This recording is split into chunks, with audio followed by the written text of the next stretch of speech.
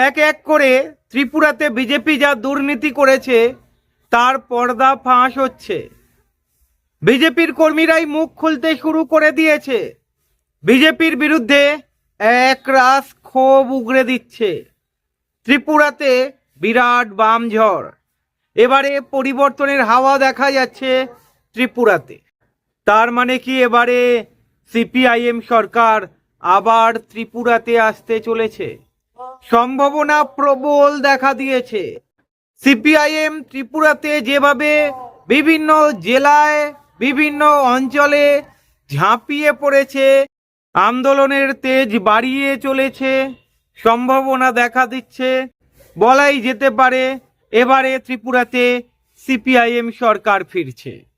সাধারণ মানুষ double engine সরকার চেয়েছিল, কিন্তু এবারে ত্রিপুরাতে সাধারণ মানুষ আর ডবল ইঞ্জিন সরকার চাইছে না।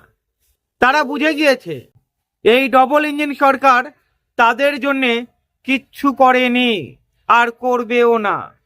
তাই তারা পরিবর্তনের ডাক দিচ্ছে। আমরা দেখেছি ত্রিপুরাতে বিভিন্ন জায়গায় ত্রিপুরা মঠা পার্টি ছেড়ে বিজেপি ছেড়ে সিপিআইএম এ যোগদান করছে। বিজেপির কর্মীরা বিজেপির কর্মীদের খুন করছে, দোকান লুট করছে, খুন রাহাজানি ধর্ষণ লেগেই রয়েছে ত্রিপুরাতে। ত্রিপুরার নেতারা মানে টাকার কুমির হয়ে গেছে, এত টাকা কামিয়ে নিয়েছে, ত্রিপুরা সরকারকে খোকলা বানিয়ে দিয়েছে। সরকারি চাকরির কোনো দেখা নেই, না উন্নয়নের কোনো দেখা, না শিল্পের কোনো দেখা।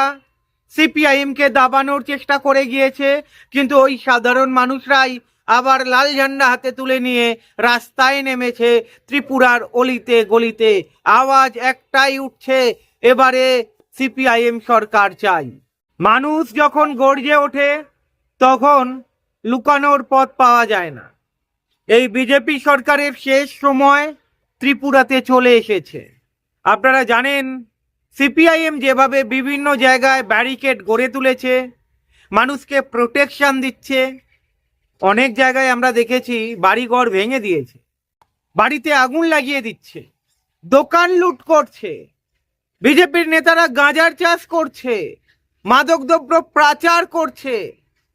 মানে কি বলবো, এই ত্রিপুরাটাকে একেবারে যা তা বানিয়ে রেখেছে। তাই ডাক উঠে গেছে, মানুষের ডাক। এবারে পরিবর্তন চাই। আগলি বার বিজেপি সরকার নয়, ত্রিপুরাতে আগলি বার সিপিআইএম সরকার। কারা বলছে? সাধারণ মানুষ বলছে।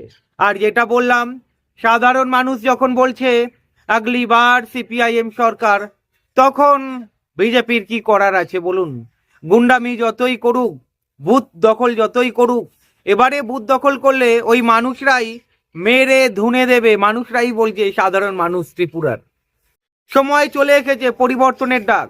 এবারে পশ্চিমবঙ্গের পালা। পশ্চিমবঙ্গেও বামফ্রন্ট ঘুরে দাঁড়াচ্ছে। ভালো থাকবেন।